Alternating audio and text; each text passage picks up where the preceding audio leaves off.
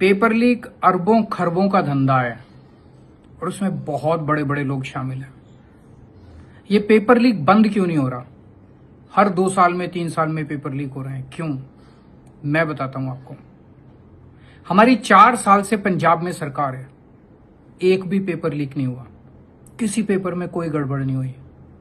10 साल हमने दिल्ली में सरकार चलाई, एक भी पेपर लीक नहीं हुआ, किसी पेपर में गड़बड़ी नहीं हुई।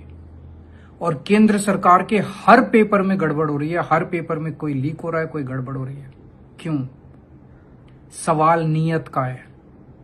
उनकी नीयत खराब है, हमारी नीयत साफ है। आप 2 उदाहरण ले लीजिए। सीबीएसई का पेपर, ओएसएम का ठेका ऐसी कंपनी को दिया गया जिस कंपनी ने तेलंगाना के पेपरों में भारी गड़बड़ की थी। तेलंगाना में एग्जाम्स में उस कंपनी ने इतनी गड़बड़ की थी, उस कंपनी को ब्लैकलिस्ट किया गया और उसकी गड़बड़ियों की वजह से 20 से ज्यादा बच्चों ने तेलंगाना में सुसाइड कर लिया और उस कंपनी को केंद्र सरकार ने सारे देश का ठेका दे दिया। क्यों? नीयत खराब थी केंद्र सरकार की। और हुआ क्या? लाखों बच्चों का भविष्य खराब हो गया। अभी तक उस कंपनी के खिलाफ कोई एक्शन नहीं हुआ, कोई एफआईआर नहीं हुई, कोई गिरफ्तार नहीं हुआ। एक कमेटी बना दी, बस कमेटी अपना काम करती रहेगी। सीबीएसई के चेयरमैन को हटा के उसको एग्रीकल्चरल सेक्रेटरी बना दिया, बस, और किसी के खिलाफ कोई कार्रवाई नहीं हुई। इसका मतलब सारे घोटाले पे पर्दा डाला जा रहा है, घोटालेबाजों को बचाने की कोशिश की जा रही है। क्यों? अगली साल भी इनको पेपर लीक करना है, अगली साल भी इनको ओएसएम में धांधली करनी है।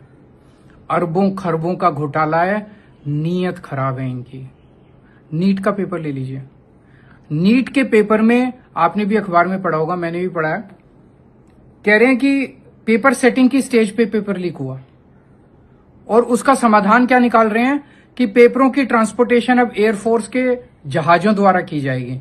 अरे अगर पेपर सेटिंग के टाइम पे पेपर लीक हुआ रहा है तो पेपर जहाज से ट्रांसपोर्ट करने से कैसे वो पेपर लीक रुकेगा?